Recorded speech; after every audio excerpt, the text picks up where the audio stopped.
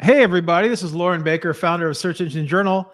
Welcome to today's episode of the SEJ Show, brought to you by AdZuma and SEMrush. With me today, I have none other than Paul Andre de Vera of the SEO Video Show. How's it going? What's up, Loren? What's up, SAJ? What's up? Happy to be here. So happy to be here. Awesome. I love this level of energy that you bring. Do you bring it to everything? You bring it to everything? I bring it to everything. I bring it to all my presentations at work, everything. Really? Nice. Yeah. Nice. Awesome. Well, it's really a pleasure to have you on today. I've been looking forward to connecting. You had me on your show a couple months ago, so I wanted to return the favor, and I really enjoyed it. I was super impressed by just all the special effects, everything that you had going on in addition to your energy level. And I really wanted to bring you on today, not just to talk about your show, Dre, but to talk about video SEO in general, YouTube SEO, and like really how to grow your YouTube presence. Because I think the first time I was introduced to you was you had left a comment on one of our video comment streams. And I'm like, hey, what's the SEO Video Show? Let me check this out. So I wanted to return the favor a little bit. So happy to have you on. And for all of the viewers of the SEO Video Show, welcome to the after party with Dre and Loren. What's up, everyone? Nice. Okay, all right. Awesome. So let's get started. Why don't you tell our viewers and listeners a little bit about yourself, how you got into SEO, and then what basically motivated you to launch your own YouTube show? Oh yeah, I'm a hardcore Raiders fan. That's like how we just beat Baltimore in the first game ever. But I remember we were talking about that game. But yeah, hardcore football fan. And I got into SEO for about 15 years ago. Well, corporate SEO, enterprise SEO. My first gig was at a music channel, and then I went to like a company called SAP, and it was something more. I got into from just doing my own websites. Right? It was something where actually someone I was dating at the time was saying, "Hey, you do SEO, right?" And I was like, yeah, I do it for like my own things. Like, there's like, they get paid good salaries here in the Bay. I was like, oh, really? And then I was like, oh yeah, they do. So then my career was born in SEO. And then so I got into doing all that stuff. And then it was something where I even used it to even gain traction for other companies. I actually did some personal branding, personal SEO. Like I would actually get myself ranking for by my own name and getting like bumping up for certain things. Like let's say like even someone on LinkedIn, the LinkedIn algorithm was so easy to like manipulate back in the days. And when you put in SEO, I was putting some certain things in there. So when recruiters were searching for certain things, and then it's like I was getting hit up by a lot of recruiters, and that's what actually helped me like get to me where I'm at right now. And you've been doing it for like 15 years and you love it. I'm here, I'm still doing the exact same thing. And with that, I want to like even take it even further. I want to master the art of SEO, right? I want to like, and how can I do that? You can learn by teaching. You learn by researching and then kind of like interviewing other people. Like I for my show, it's like something where I can pick the brains of like all the SEO professionals, your brain. It's one of those things where it's like, okay, how can I get increase my knowledge more? It's by by talking to having great conversations with people. And then nice. And so that's why I decided to just like launch the SEO Video Show. But again, it was something that wouldn't have happened if we were stuck at home, because I mean, there's a lot of time that goes into the SEO Video Show. There's like a lot of production that I actually had to learn. And like we were talking about earlier before we even started, it's like my degree in college was multimedia and graphic design. So like that part, that helped me out. But the one thing I didn't know was live streaming. I didn't know how to live stream. I think like we were talking about like the things that we use, how I use vMix, you use StreamYard. And I wanted to go all out. I want to like learn it. I want to have like the professional grade of what is, what I can have locally and control everything through like keyboards, like all the, all the overlays and all the little magic stuff like that. I have from a press of a button and on here, so it's all digital. And, so I took a course on learning live streaming, mastered it, and I'm big on first impressions. Like I feel like when I first started my show, like I want to go out with a bang. I want someone to like when they come to the show, when I start engaging with people and they kind of first see what they see, one of my first episodes, I want it like good enough to make an impression on the person so they come back. And like how you mentioned earlier, like I was like part of my strategy of like getting people to learn about it is by engaging on other shows, because it's a great way to grow your channel is on the same platform that you're on, right? If you have a podcast, be a podcast guest. If you have a YouTube channel, engage with other YouTube channels, and then so you can bring that crowd easily to your channel. I love that, because I mean, basically, you use one thing I really do like about YouTube and LinkedIn now, and I'm glad that you talk about both of those, is because the engagement there and the ability to cut through the noise is what Twitter used to be like 10 years ago, or what even like leaving blog comments used to be, right? Even I think like blog comments are still like an underrated way to like make an impression on the blogger or the writer if they're still using comments. But the ability to like leave that and engage in the comment thread in YouTube and on LinkedIn. So I'm glad you talked about that too, right? Because I think like LinkedIn is seeing a resurgence right now, not just with the ability to beef up your resume or whatever, but then like, I don't know about you, but I'm getting less inbox spam and I'm seeing less people complain about LinkedIn inbox spam. And they're talking about all the great stuff on LinkedIn, right? So yeah, that's really, really cool to hear. And you're getting to use like everything that you studied and you used to have a passion for, or you still have a passion for, but you were passionate about beforehand as well. So that's really cool to hear. And how long have you been doing the SEO video show now? About a year and a half. So it's only been like a little over a year. Wow. Awesome. And you can tell you put a lot into it. You were showing, so to our viewers and listeners, Dre was showing me the software that he's utilizing, and it blows away anything that we're using behind the scenes here. And it's visual effects, sound effects, everything else. You've put a lot into your background. Yeah, look at that. It's amazing. So we're seeing the dashboard of what you're utilizing, not only to run your show, but also to be a guest here as well. Do you use this on Zoom and everything else too? Oh yeah. That's so it's the only way I can add like the special effects if I want to like add an overlay of a knowledge bomb or anything like that. So I want to, have fun with it. I mean, people like find my meetings and Zoom meetings like pretty interesting. And it's like when they need music or whatever, or need some sound effects, they can count on me on pressing that button. Nice. And just for our live viewers, I just wanted to mention real quick, if you're on LinkedIn waiting for this show, it's not going to appear on LinkedIn. Apparently, LinkedIn is having a problem right now with video streaming. So join us over on YouTube and Twitter. And if you're on YouTube and Twitter or other locations, don't go over to LinkedIn. So we'll get that figured out with LinkedIn in the future. Awesome. Yeah. So how much video and YouTube, do you do much video YouTube SEO in your day-to-day job? No, not at all. I mean, it's a totally different part of the company, right? I mean, it's part of the social company. We have a whole video team. We have a whole YouTube studio at Workday. And I meet with them maybe like in meetings, but it's nothing to do with video or in my graphic design. But internally, like for my internal teams, like they'll tap me on the shoulder and say, hey, we need like a team graphic or whatever, stuff like that. Like, they won't ask the Workday design team, but they'll tap my shoulder just say, because they know about it. I know about it. Dre, we got some questions like, what's the name of that funky, cool dashboard app? Sabrina asks. Sabrina, that is called vMix.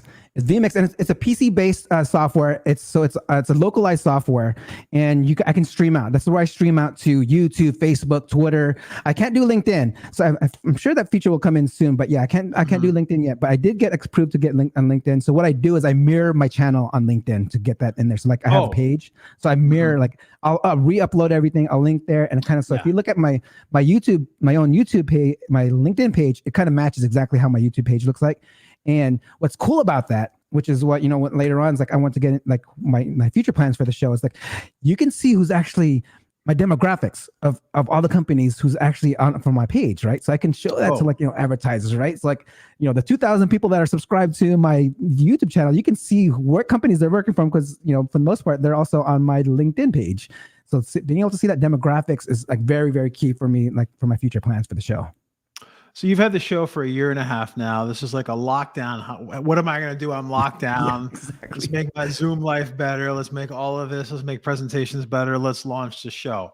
Yeah. How many? You said you're around 2,000 subscribers right now? Yeah, like I'm going coming on to 3,000. I'm at 27 something. Yeah, 2,700. Yeah. So probably a little bit until you get the diamond like button on the wall, right? Oh no, I'm far away from that. That's 100,000 subscribers. But yeah, we'll make it. We'll make it. Well, hopefully. But yeah, that's something that again, it's pretty cool. So one thing I really noticed too is you promote your show left and right? So you're doing cool things. First of all, where did you get some of the ideas from the little segments that you have in your show? Like today we had a little segment with me Skyping into the show. Yeah. Right. So where are you lifting these? Is it like from watching cable TV, talk shows, or other channels? Like how are you getting these, dreaming up these ideas? No, exactly. It's all from everything I grew up with, right? And this is part of my strategy of like when you're starting a YouTube channel, you have to really look, study your audience, right? You need to figure out what they're all about, right? I understand my audience where like when I look at my metrics too, like now when I can see it, like 60% are between like 24 and 40 or something like that. So it's like there's like the Gen X and Gen Y there. So like being able to go after that crowd, it's like something I grew up with. So like there's a lot of shows that I've watched where like my main inspiration of the show was Talk Soup on E. It was a show in the 90s. So that's exactly that. I love the original Talk Soup. Yeah. So that's where I pretty much lifted a lot of the things, right? So like, and then I knew like growing up, I love wrestling. So I incorporated wrestling, and that's why I had the $1 Million Man on there. And I know a lot of other SEOs can relate with it. At least the ones that are, that have been in the game for quite some time for Gen X, Gen Y, they know exactly, and they love it, right? And they do it. And like even the calling in, the caller thing, that's something like, it was something I see it other shows too. Like you see these at talk shows, and then when you do your very big intro, when you have your first monologue, I have my first monologue. So I'm modeling. I don't have just like a YouTube channel. I actually have like a YouTube show. Like there's like I have scripts. I actually might write scripts. I plan it out, and that's what I kind of do. And like I have the different segments to break things up. Got you. And you're launching another show as well, aren't you? Like more of a personal branding show or something along those lines? Yeah. So if you can see back here, I read a lot. And this is my real set background. This is my real background. I read a lot of books. And you know what? I found a way, like, okay, people always talk about content burnout and stuff like that. I was like, I want to think of a way where I will not run out of content, or I won't have trouble thinking about it. So I kind of take that part out. So I wanted to do book reviews. And so I'm started doing book reviews of every single one of these. So I can drop some knowledge bombs from each one of these books I've read. And then interview the author on on a show. So like I could bring the authors in, and then I can use my the SEO video shows maybe as a reference. Like, this is kind of like how my interview style. It's going to be like an actual show, and that's what once I get that started, it's like that's what I'll be able to even. Besides SEO, I can learn so much more on personal branding, on sales and marketing and stuff like that by bringing in all these other authors. Sweet. So these are sales, marketing books, business books, things like that. Yeah, that's all I have back here. What a great way to network as well, man. Really, really love that. And then speaking about like content burnout, how do you keep things fresh? And then what methods do you use to attract some of the names or some of the individuals that you've had guests on your show? Yeah, I love it. I mean, so like not content burnout is like I tried to narrow something that where I don't have to think about it too much. What was one of the greatest things to drive traffic that people get coming on? It's like listicles, right? So in the beginning of my show, I have a list of videos I feature of the past week. There's always going to be videos that are going to come out every week. I'll share some of your video clips. I'll share some of like other people's video clips that release something. I'll find the nice nugget, the nice one-piece nugget I can share of each one of those, and then clip them out. And that's consistent, and people say they love that. So it's like one of the things that I'll never run out unless for some reason every SEO decides not to put a video out. I mean, I may be stuck. I could maybe do something. That's where I'll come up and get creative. And then for like the guests, right? Guests is like more of my network. I mean, of course, when I started out, I didn't know everyone. I had a network. And I wanted to make sure I can reach out to those already in my network that already maybe had a following. I mean, and then once I got that going, it's like, okay, how would I know they would say yes or not? So you kind of just go on YouTube and search and see if they did a lot of other interviews, like you. And then if they have, they're most likely going to do an interview with you. It's like you can like see if they've been on podcasts. So that's how you kind of narrow things down. So you don't get rejected right away. And then that's something you build up, and something that I've been doing. And then of course I'll get the occasional like people reaching out, reaching out. And right. Then, I'm like, yeah. So that's one of the things that has happened too. So like getting guests hasn't been a problem anymore. And now it's like when I reach out to someone, they're like, oh my God. I was like, oh, well, I'm happy you actually watched the show. I didn't know you actually watched the show, but I love it when someone I guess I would ask for the first time, and maybe the first time reaching out to them, they already seen the show. So that's pretty cool. That's always a plus. It's always a plus. And I do love how you segment your show. So have you thought about any additions that you want to add in the future? Like maybe like some reaction videos or anything like that? Like, what are you thinking about those lines? And then like, where else do you get your influence from? Like from a YouTube perspective, you had mentioned Talk Soup. Like Talk Soup goes way back. Like it feels like everything on TV is like Talk Soup now, by the way. They were so like ahead of their time. But where else are you getting in your inspiration from in terms of like YouTube shows or anything else out there? Yeah, so I mean, what I have now, I'm constantly evolving. Like I used to have contests and stuff like that, and spin the wheels. I actually still offer contests, like I'll do quizzes and stuff like that to get more audience engagement. That's the one thing you always want to do. I want to engage the audience. I want to make the audience be a part of the experience. And when they're part of the experience, if you call them out, you give them a shout out, you say what's up. If there are people in the live chat right now, I see Thomason, Joel, Chris, Sabrina, Dave, what's up, Ernesto. See, when you call them out, and they're part of the experience, right? So that's something I always want to make sure I want to do, is make sure that I've include everyone in the show, maybe show their comments on screen. And I take feedback. I always take feedback. Like, give me I always ask feedback. What makes it better? What makes it stuff? Like, there's some certain things that I've always will incorporate from the feedback I get from the guests and my own mastermind. And as for other YouTube videos, I mean, like I watch a lot of YouTube videos. I mean, there's like all the bigger YouTubers, like, there's the Graham Stephan, the Meet Kevins, and all these other like non SEO related shows, like the Roberto Blakes and Nick Nimmons. Like, these are like all the YouTubers, like the actual like the YouTube influencers. Taking all their stuff and then kind of like bringing that world in. And it's funny that you mentioned that too, because I've been doing SEO for maybe 15 plus years, but for the most part, I've been getting interviews for I've been getting asked to be on shows on live streaming, or like the video, like video marketing, and I've been only doing this for about a year and a half, and I'm getting brought on to these other niches, or other like circles of other than SEO, just to talk about my production and stuff like that. I love it. I think you have a future in that, especially the Dre TV side of things. So really Dre TV really, right here. Dre, you got it. Oh, dot. You got the dot. You're covering the dot earlier. You got the dot. So, like all this engagement that you're getting, audience inclusion, everything else. Do you think? I mean, of course, that's like really helping with just everyone paying attention to the video, sharing it, things like that. But do you think it's really those user signals are helping to grow the channel, especially from a YouTube perspective? Yes. Engagement, positive view signals that's why I've always asked them to comment. Like, I'll even get even some friends just to help me see comments, or even like go in there and like, hey, just talk to people in the chat, just because you see these in your analytics. You can see when people comment or like engage within the analytics. So YouTube is showing that. So it's part of the whole engagement, like positive user signals, and being able to get like all that engagement is huge. I mean, one of the things too, it's like, okay, if Google is asking you, if you press the share button on Google, right? I mean, not Google, on YouTube, and it comes up with all these different properties, all right? So it's like, all right, there has to be a reason why they put all those properties on there. So, I register, like, even though I'm not on some of those properties, I register my name on there and share things out that way. And just so I can give those signals to YouTube of what they want, right? Because I mean, why would they put it there if they didn't want people sharing on those platforms? Speaking of different platforms, what about like connecting entities and utilizing SEO to establish your channel as a whole? Like, what tips do you have there that our listeners and viewers can incorporate with their own video marketing? Oh, yeah. Okay. All right. Right now in this entity SEO semantic web, I mean, this is one thing I've always incorporated, like in all my projects, whether it's SEO, like, treat your page as like a web page that you optimize for SEO. And one of the things that you can do is you want to connect the dots, right? You want to create your knowledge graph and letting Google know your property, your entity.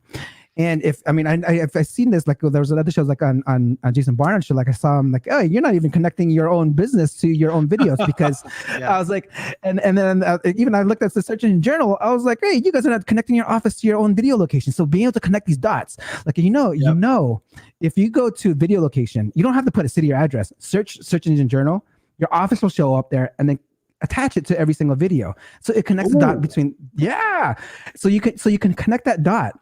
And then one of the things too with video marketing is and letting Google know that this is your property is, other than that, you can also connect it to your Google Ads, your Google AdWords, right? And this is something I highly recommend anyone starting out right away do that one of the first times because you're creating an audience within Google Ads that you can retarget. Video retargeting is one of my big channels too. Like I don't really talk about it as much, but it's part of my strategy of ranking videos and getting things ranked is by just doing little ads first, on my own, from my own audience. So I'm getting quality watches, quality likes and stuff like that before I publish the video. So the videos I'm public, so like, say something that I will record ahead of time. This is like something I've been doing on my new channel. Always publish unlisted. Just have it unlisted, and then you publish it as unlisted. And then when you have your when it's connected to your Google Ads, give it some ad traffic and get really hyper targeted. You can like really place your ads on all your videos. Like you can find all the videos. There's software to like grab all these URLs of videos that you want to be on, or you can do it manually. You can pick channels you want your ad to show on, and I swear to God, these are pennies. And then retargeting for me is like half a cent. So I'm going back to my So I'm getting you're hitting your own audience. Exactly. That's why. And this is something that I highly recommend for people to do first, is to make sure you connect your ads to your YouTube account. Of course, you have to go verify it with your phone number, and just making sure that you have that trust by putting all that stuff out there. And with that, it's something that you can again, when it's unlisted. So when you do publish it live, this is something like, growing up, in college, I was a college promoter. And one of the things I would do is I would like hold the line, and when until like opening time. So the line gets long, right? So there's like, people can see there's people there. At the time. So I always have done that. And I kind of apply that methodology with the videos, and which is actually what is a common tactic with the bigger YouTubers, is that you kind of generate views before it's published. And so when you publish it, you already have a few hundred views, and people are like, oh, wow, this was released a couple hours ago. There's already a few hundred views on there. Like, what am I missing out on? And then you just create the curiosity of people just coming in, and you already have comments there, because I also have shared to the people to put comments too, like on the videos. And like, so there's already engagement, there's already views. And what that does too is like, okay, you got that going. And then when I started advertising, I've started seeing my videos come up more on suggested videos. Like, when the suggestive search engine is one of the bigger things to actually rank for. It's actually one of the bigger traffics to get on, because you're getting suggested videos. And one of the things where I was talking about, where I said I linked, I would comment and link to you and stuff like that. And I would link and comment back. So I would actually put a link to your video on my description. And so, like, if I click on it, or if any of my viewers click on that link and watch your video, now when someone watches your video, people who have also watched this video watch this video. So there's also the people also search algorithm out there, right? So like when you create those, it's not necessarily ranking like side by side by just putting the links there. People have to actually click it. So when you drive the traffic, you get, you're driving hundreds of traffic, and people are clicking these things, then you get correlated as being like, people also watch this video. So you got, then you can kind of work that algorithm, right? Another thing is, with the, hold on one second, Oh, yeah. Greg, 1 second. I want you to take a second to give yourself a knowledge bomb and a round of applause, because you have totally blown me away with a lot of this. All right. Here we go. You deserve it, man. You deserve it. How many of us give a chance to give ourselves a knowledge bomb and a round of applause? Amazing. There we go. Yeah. So, these are things that, people just don't actually don't talk about. And this is aside, because, when we go to video SEO, YouTube SEO, there's a certain part of that, right? And then, maybe SEOs will understand, but, I've been actually even being part of another circle of like that, being a YouTuber. So I'm learning all these other things. I'm combining being a YouTuber and becoming and my knowledge as an SEO, and combining them together. And I'm actually like learning all these new things. And whether, even with like, people says, put, all the general stuff works, like I would always say, like ranking for YouTube on page is exactly as it was back in 2008 for Google. Just put your keywords everywhere.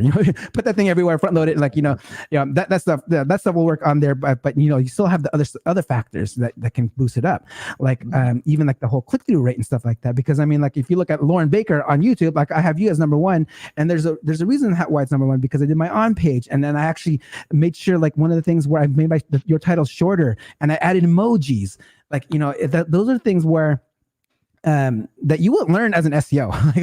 who says who says make the shorter? And I have the metrics to show that the shorter URLs, the emojis, and front loading your keywords work, and that's what people should be doing.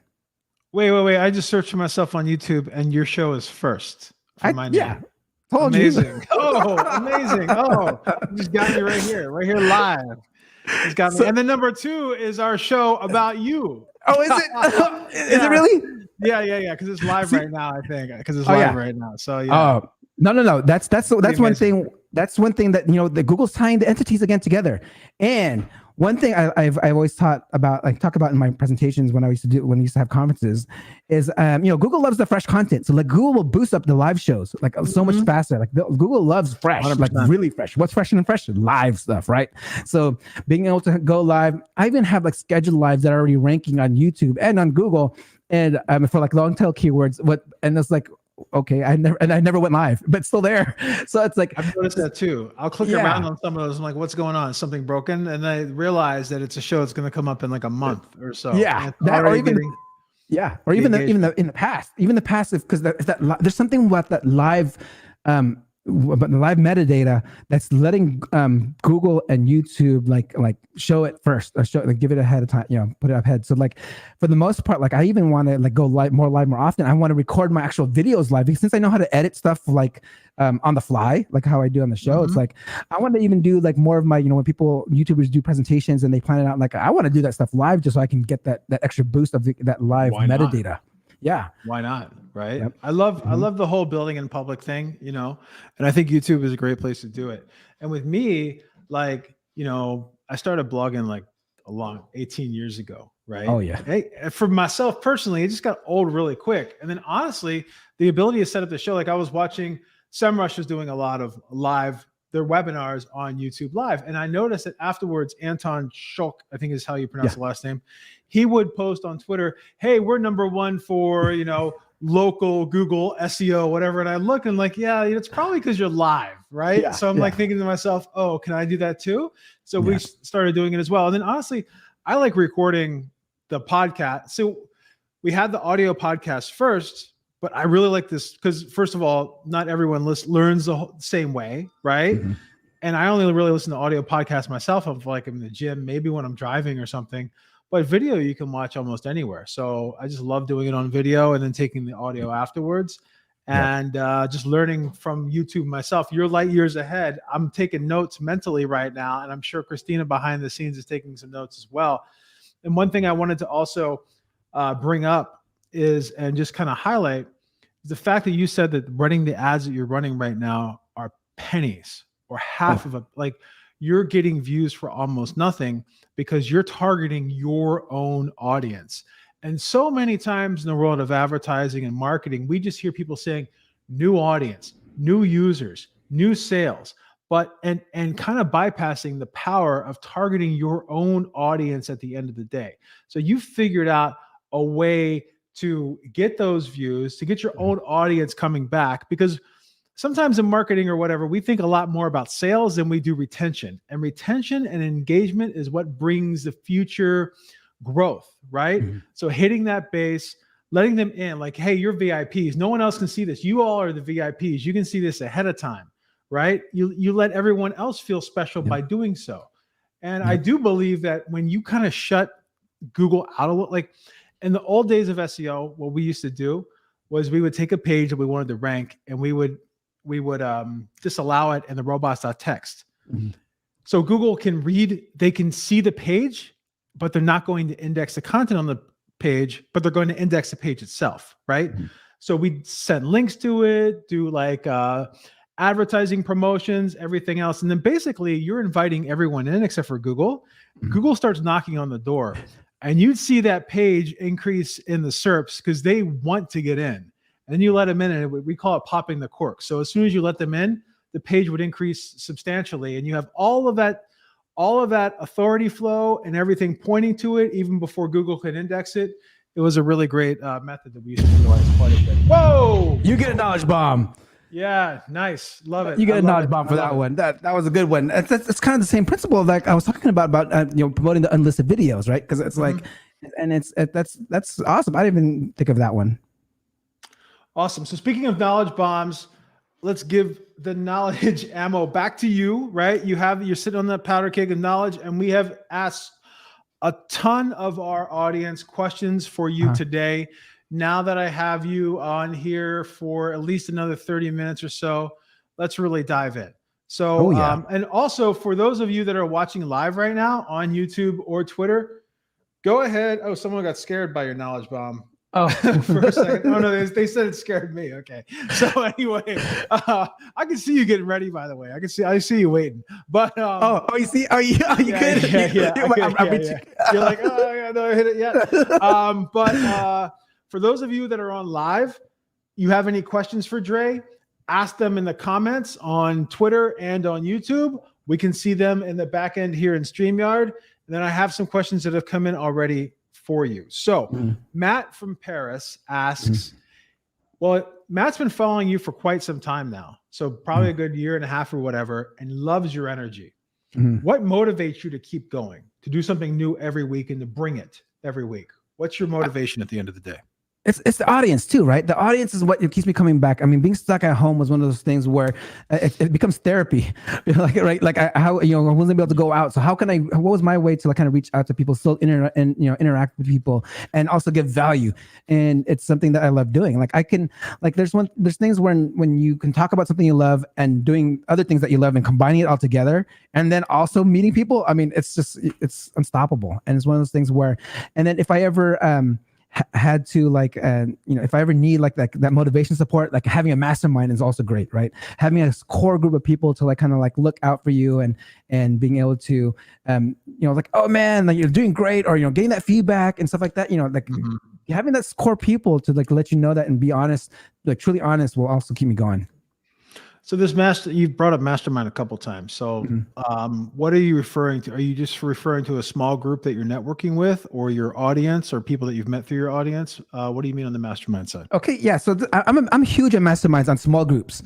The SEO Video Show was actually born out of a mastermind. Like it was actually not my current mastermind I'm in now, but it was another mastermind I was in called IMG, Internet Marketing Gold. We had a small group of 4 people, and they were saying like, oh, what are some of your goals? What are some things you want to do? And I was bringing out ideas and stuff like that. I'm like, oh, you should definitely do a YouTube show, and you should definitely do that. I'm like, really? And then so that's when the concept of actually starting a show was based out of a mastermind called IMG.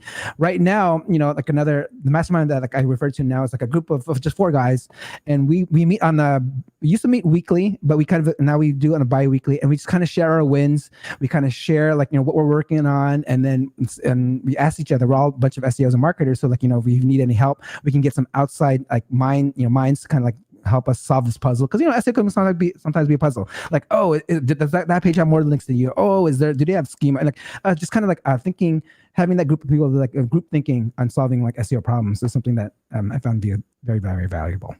Nice. That sounds good. I've joined a couple in the past as well. I really like connecting with people that do marketing that's not the same marketing that I do, because they'll bring up things like how to utilize email for this, video for that, whatever it is. I'm like, wow, I can do that too. So really, really good stuff, especially getting that trusted group that you can get feedback from at the end of the day. And you feel comfortable enough to share things to get feedback from too, right? So that's really important as well. Cam Calendar asks, do you recommend going niche on ranking with a targeted audience, or would you rather go to where the traffic is and try to capture a little bit of it? So would you rather be a big fish in a small pond, Dre, or a small fish in a big pond at the end of the day? Big fish in a small pond. Big fish in a small pond. Why is that? I mean, right now, especially if you're getting started, I mean, you could become that big, that big fish in a big pond once you start from a big fish in a small pond, because you gather. It's like almost like gathering like going after a really, really long tail stuff. Like right now, I'm very, very niche on what I do. Right, I do SEO. Like my show started SEO, but then that becomes my competitive advantage of starting another show like the Drake TV. That's totally like not SEO. And my competitive advantage is that I have an audience that can say, hey, if you want to learn more about like how like I do this stuff, like how I do public speaking, how I do personal branding, how I do the live streaming, check out my other channel. So that's how I'm able to expand my my ocean, or my fishes or whatever it is. But your gills. Yeah.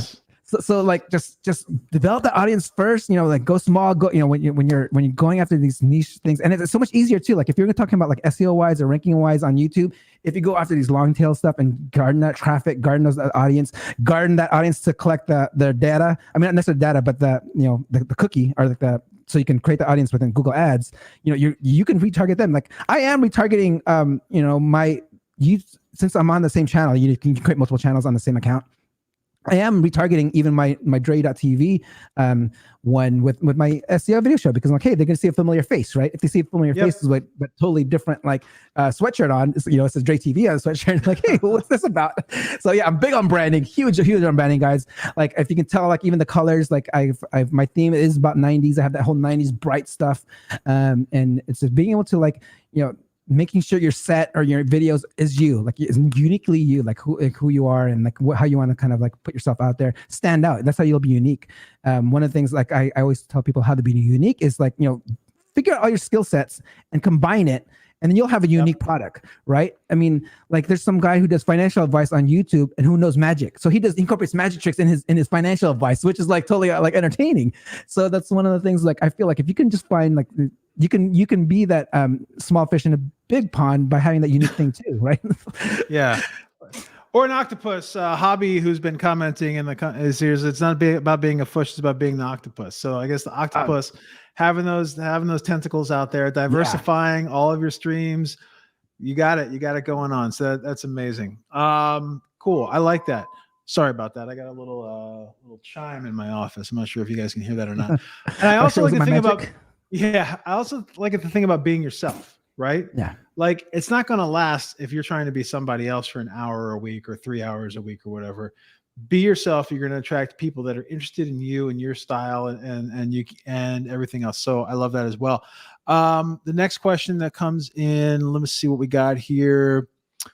Okay, so how important? This is from Michael.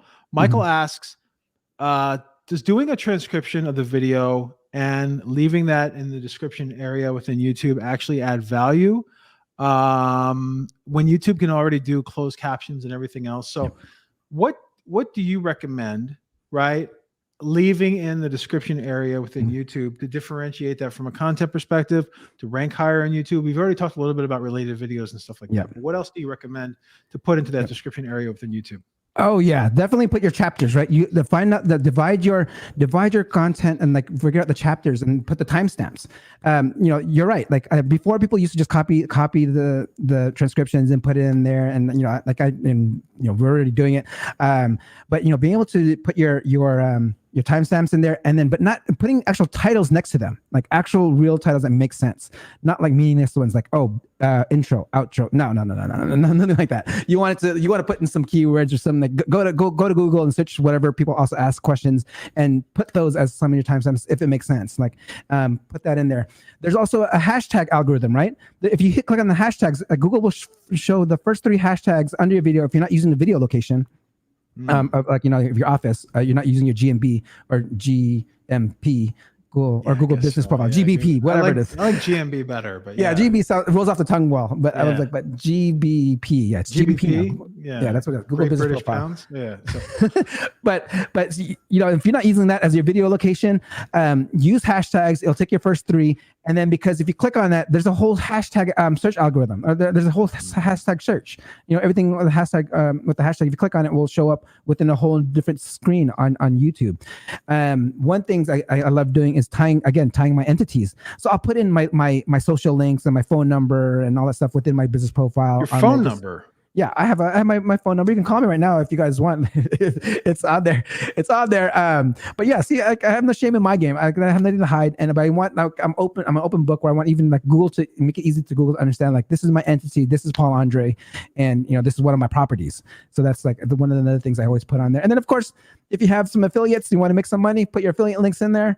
That always, you know, that's always a good thing to put in your description. But no, I don't think copying and pasting your description, the transcriptions is really, you know, good. Use it for other things. Use it to, you know, for people to click out and find related things. Again, like you want to put related videos in there so people, if eventually click on it, you can show up as people also watched. That's another algorithm of YouTube, because you can see that sometimes that will only show with other people who actually watch your video or the other video. So, yep. Nice. I love it. So do not just copy and paste what you said or take a transcription, put it in there. Utilize it almost like you would like an about me page, a business card, getting all your contact information. So I'm going through your description right now for your main SEO video show. You have an introduction all about yourself, why you got started, SEO tips, SEO this, SEO that. So really hitting that SEO hard in there. But you also have your Twitter, your Facebook, your LinkedIn, your Google page, and also what's the last one? G.co. What is that? Please. Oh, my knowledge panel. You got a direct link to your knowledge panel. Oh yeah, of course. So a direct link to your knowledge panel and a direct link to your SEO video show Google Maps. So you were going really, really heavy into the overall entity building here. I love it. Yeah. It's huge. I mean, if people are not doing it now, guys, this is something that you guys should start doing. Just tying all your entities together, right? And there's ways to even tie it within Google just by linking your AdWords account and linking your phone number. That's why my phone number attached to there is the phone number that I have on the pages, and it's one of those things that you have to fill out. Fill everything out. Even tags, people say tags are not, nothing, but still fill it out with more meaningful things.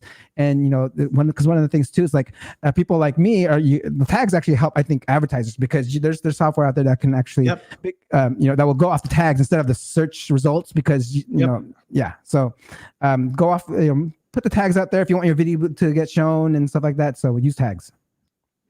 Awesome. And Walter just kicked in. He said he's here to support you, man. Oh yeah, Walter. Is that Paul? I'm here to support you. Awesome. Oh, Walter Straw. What's up, my man? What's up? The third. The third. Walter, what's up, my man? Yeah. See, that's another YouTuber. That's another YouTuber I met, not even on the SEO side. He has his own YouTube channel. He talks about SEO. I mean, not SEO, but he talks about YouTube, growing on YouTube.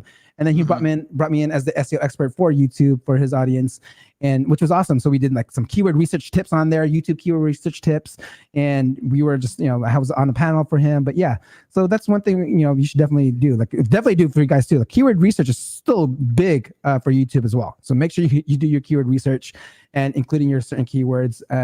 I'll drop a nice knowledge bomb for you guys here with something where I rarely share, but I mean, for the audience here that's listening and who wants to implement this, when you're doing your keyword research, there's something, you can find other keywords that show up really easily. Just copying, that show up within the title or in description, stuff like that. Copy and paste all that content, that text of the top 10 videos, throw it in an Ngram analyzer, and you'll see other keywords that pop up of your main keyword. And so be sure to include those keywords that show up in there, because they're obviously showing up. I would go with a 2 gram, 2 ngram, 3 ngram, 4 ngram, and try and see which keywords actually show up more from my original search. Nice. I love those modifiers, and I love expanding upon just the basics from a keyword research perspective. Oh, yeah. So very, very cool. So you've given all kinds of tips on how to grow a YouTube channel, connecting the entities, connecting the dots behind the side, referencing and recommending other videos, doing your keyword research, hashtags, etc. At Elever Invest asks, they're just starting a channel. So in addition to what you just went over, are there any other video promotion strategies that you would suggest for someone just starting a channel right now from scratch? What's a good way to get out there? And about how long does it usually take for a channel to pop, so it's bringing in its own subscribers, in addition to everything that you're doing to boost that as well? Okay. So from my research, I found that it takes about 16 months for someone to reach 1,000 subscribers and get monetization, that 4,000 hours. I was actually able to get that within about 6 months. So from the average of what an average YouTuber gets is about 16 months. I was able to get in 6 months. How did I do it? I actually was able to go onto other properties to help out, right? I was able to grow it through, I did Facebook ads. So I was able to send an audience for targeted Facebook ads to come into my channel, so I can, again, create that audience that I can remarket to later on. And these are targeted. So being able to go on other channels to build. One thing I was able to do when I was marketing my channel was when people add me on LinkedIn, you get this message or whatever, I would reply back, oh, thanks for adding me. Check out my YouTube channel. And I would put I would have a software that would just auto reply that, and then and put the subscribe link. There's a way you can auto subscribe to someone's YouTube channel by putting a question mark equals sub_confirmation equals 1, and if you put that at the end of your link, if they click that link, they'll say, hey, would you like to subscribe to the channel? So you're able to automatically grow it that way. And then one of the other things I was able to do before I even got started, I was answering on questions on Quora. I went on Quora and I was answering it. and answering. If you look at my videos, I have actually a playlist of questions and answers. All those videos are actually from Quora. Like I was answering questions on Quora, and I was pointing them to those videos, like from Quora, to get that answering like the top questions of SEO questions on Quora to get to my channel. So nice. And then it was actually embedding the video in there too, because you put the link. I guess Quora automatically embeds the video, so I'm getting those backlinks, those links. So you highly recommend Quora mining at the end of the day. Get out there, get yourself out there. I love going to SEMrush and putting in Quora.com and seeing everything that ranks and doing keyword filtering by that. It is the best. And people go to it, and the traffic is just as valuable as search traffic, as a search intent at the end of the day. So that is a great tip. I love it. I love it. I love it. I love it. So here's a good question that came in, and this is from Mashoud Rahman. Asked, how regionally, locally targeted is YouTube at the end of the day? If we search YouTube for something and it shows some results, the question is, are those results global? Are they regionally based? Are you yourself, Dre, getting views from all over the world? How locally targeted do you think this is? And are there any ways to expand your reach outside of your home country, so to speak? Yeah, definitely. I mean, it is global. I'm getting traffic from a lot of different places.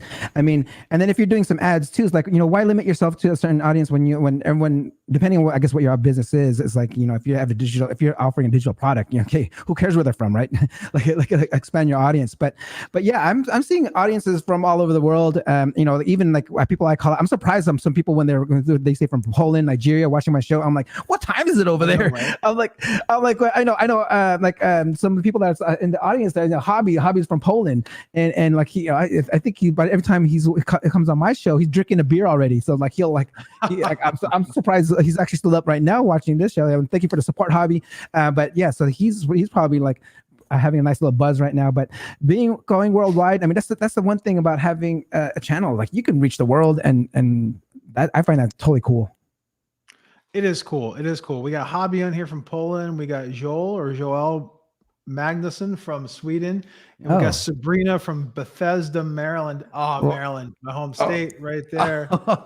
There you go. That's either Washington football team country or Ravens country. So let us know, Sabrina, if you're in either one. And then wherever you are around the world right now, go ahead and leave a comment on YouTube and on Twitter. Let us know. I love checking that out too. It's amazing. Oh yeah, to me sometimes. It's amazing. Especially when we did our SEJE summit, we had people coming in from all over the place. It was incredible. Really blows you away at the end of the day. Oakland. Oh, you're in Oakland. Okay. I'm in Oakland. I'm here multitasking. You're gonna have to go to Vegas soon. I saw that the Oakland A's are moving to Vegas.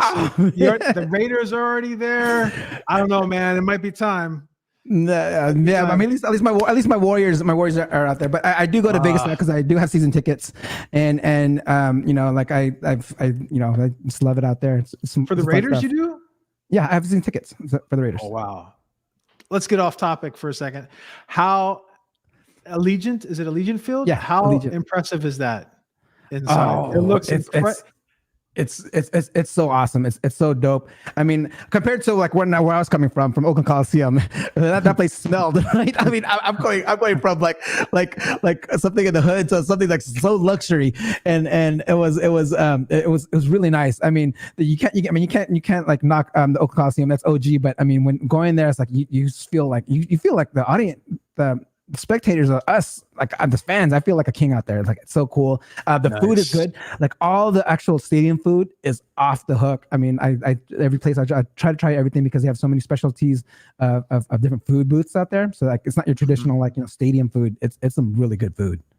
Nice. It looks like if Darth Vader was going to design a football stadium, that's exactly what it looks like. It's pretty amazing. It's pretty amazing.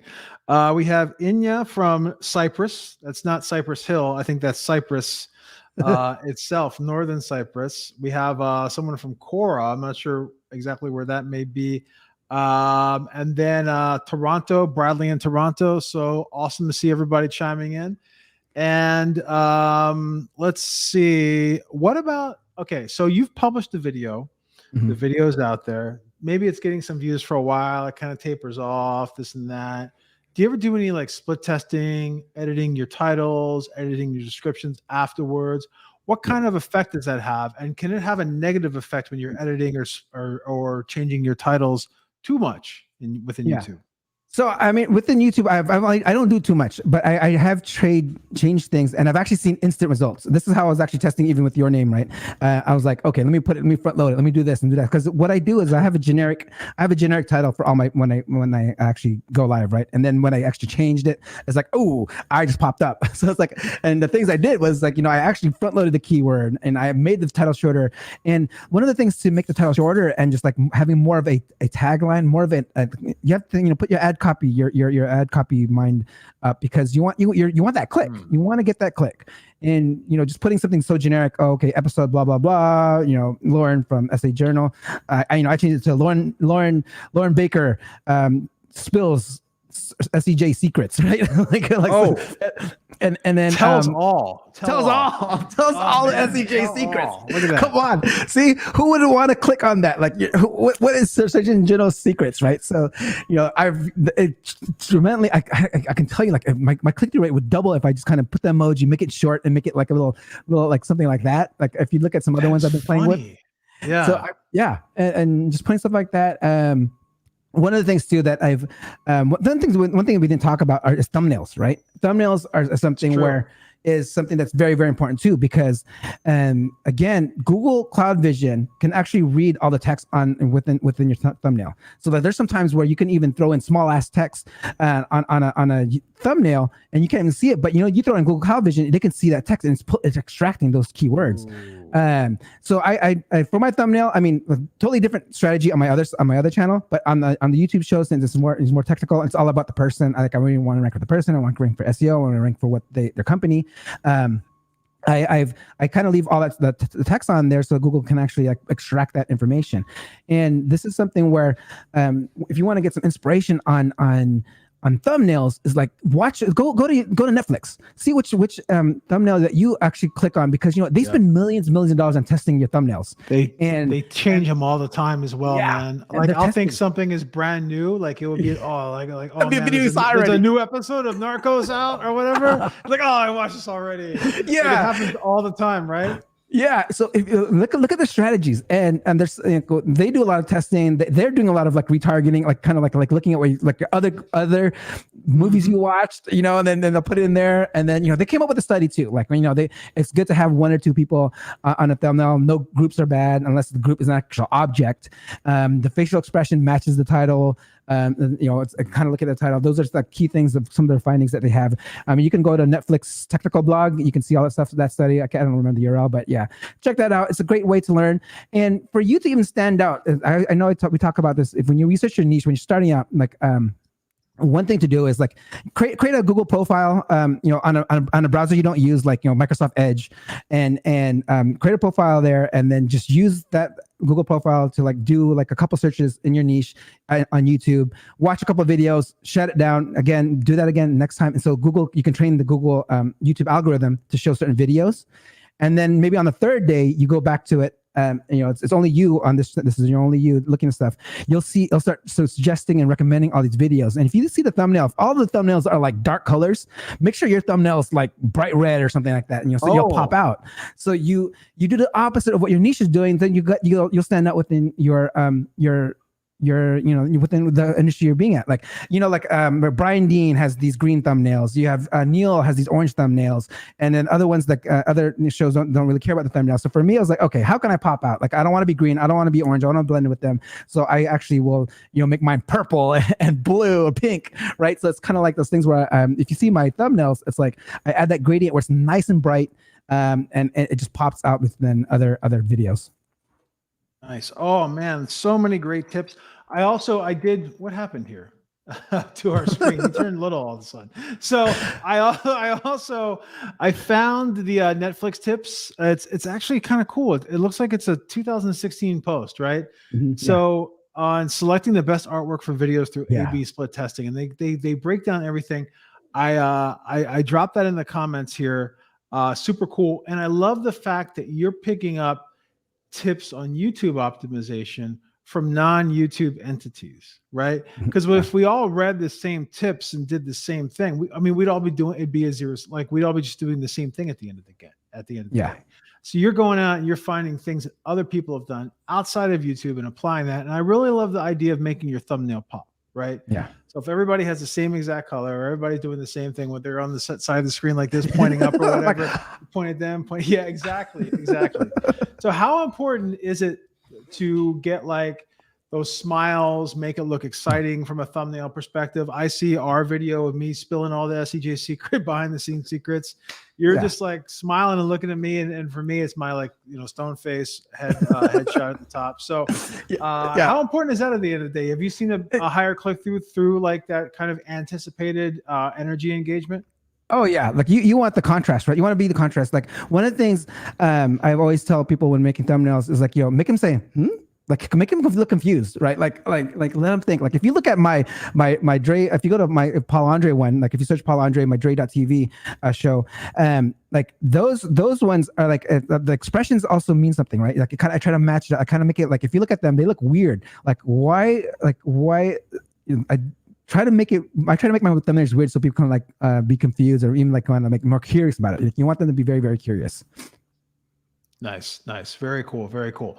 So we're hitting the end of the hour, man. Where can people find you online? I dropped the link to your YouTube channel.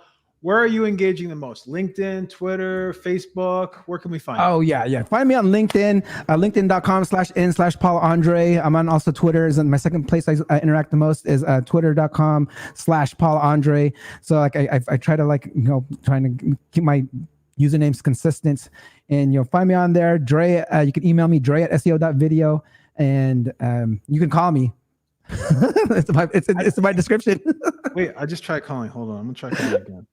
Wait, which phone number are you calling? Are you calling my the 5122? 5122. 5122. Oh, you're talking about the three. I don't know. I'm not getting it. 323. 323. Oh yeah. Oh, that's my Google Voice phone number. So I'm probably going to my Google Voice right now. Let's see if it goes through. Let's see. It would have to go. Oh, there it goes. Yo, what's up? Oh, wait. Hello? Oh, there. See, watch this. Yo. You are actually picking up your phone on. Look at that. So this is real. You're not just using a throwaway number, right? No. It's all legit. Like I have my numbers. I have multiple phones because one's for business, one's for my personal, one's this. But yeah, it's like an episode of The Wired. It's like The Wired right here. So, so if you're watching and you're checking out Dre's videos, just give him a call afterwards. He picks it up. You guys saw right on the air. He's picking up my call. I'm gonna save this. I'm gonna hit you up when I'm bored driving down the road. Be like, who can I call right now? Everybody hates it when I do that all the time. I'm bored, I'll call my friend Arson or Raj, and they're like, "Why are you calling? Really? Like, how come you're not just texting?" Like, hey, man, I'm driving. I need to do something. So, man, it's been a real pleasure having you here today. I'm really impressed with what you've been able to build in the past year and a half. And I just have one more question, right? Yeah. So you said how has your show influenced your day-to-day? Are people hitting you up? You said you've been invited to other shows and things like that. But what other benefits have there been from a personal branding perspective, in addition to building out your entity and your audience? Like, what are some side effects that you weren't necessarily planning on from this? I mean, I wouldn't consider them side effects. I'm going to side positives, right? Because everything's been everything been positive for the shows. Like I've been getting invited to more shows.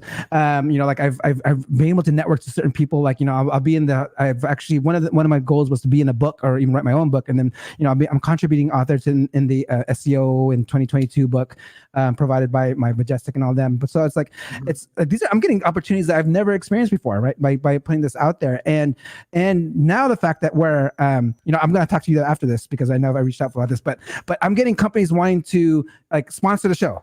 And this is something I didn't really think about in the beginning. And some people also want to like, oh, can you like promote our product and stuff like that? Like, I didn't want my show to be something like that where I promote affiliates and stuff like that. I want if I'm gonna have a sponsor, it has to be something that I use, the tools I use and something I believe in and use and stuff. I mean, I had companies kind of come in and ask that, but I was like, at the same time, I don't have my rate card.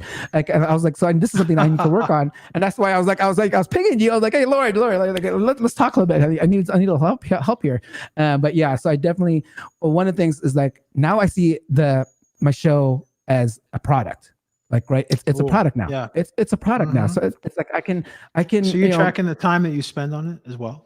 Like, well, I'll tell you this. When I first started the show, I was spending 20, 30 hours putting all these things together. You saw those scenes, right? Like I was building these scenes. Yeah. I do all my editing, all the clips I cut. I have to watch the full video to pull out a knowledge bomb. Like I can't just watch like maybe a few seconds and then like, oh, that's a good tip to share. Like I'll watch all your videos with you and your guest, and then like, oh, that was actually a nice thing. Then I'll take that snippet. I'll track the time and edit that. So like, and now like I cut it down from 20, 30 hours to about maybe 10 hours a week. And now like we're like I spread it out. Like I'll have two like one on Saturdays. Maybe I'll work on the intro of my guest. Maybe on Sundays, maybe I'll work on finding some clips. So I kind of space it out because I do have a full-time job. I do consulting on the side, and this was my hobby, which now can be now a product and business where I can actually hopefully with the sponsorship. Yeah. That's a dream come true, man. That's a dream come true. So the ability to like learn and then share what you're learning at the same time and have that turn into a product and a business is incredible. It's incredible. That's how we got started. Like got back, I left SEO for a while, got back into it. I found myself writing on a lot of forums, and I'm thinking to myself, why am I spending all this time writing on forums? I should just launch my own blog and write, and then people can come to my site and check it out. And I can learn, I can share this information as I'm learning it. Many, many years later, look what we built. So boom. Yeah. And you're on it too, man. You're on the right path. So really, really happy to have you on today. Thank you so much for taking the time out of your Friday afternoon, especially right after your show. I love how you kept the energy going. I love this after party style initiative. And I think I'm gonna start watching a little bit more because you're reminding me on Talk Soup. So seeing what all these cable stations are doing. Yep. And you know what? Next time I open up Netflix, I'm gonna check out the exact images that they're showing me. Yeah. Why I'm clicking on them, everything else. So this is all top of mind. Thank you for all of you that tuned in today and that have been watching on Facebook, Twitter, YouTube, etc. It's been a pleasure. And thank you. Speaking of sponsors and sponsors that you know and love, thank you to SEMrush and AdZuma for sponsoring today's show. I use SEMrush probably 8 hours a day.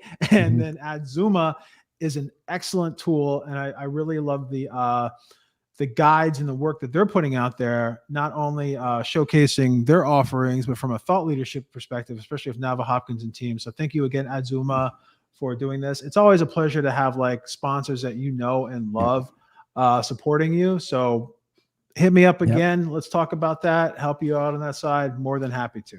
So thanks again for everybody that was watching today live and everyone who's listening right now on our podcast. Dre, it's been a pleasure. Can't wait to talk to you again. And until then, we're out. So cheers. Love it. Thank you for joining us this week on the Search Engine Journal Show. If you liked this episode, subscribe to our channel for so much more and click the notification bell so you don't miss a thing.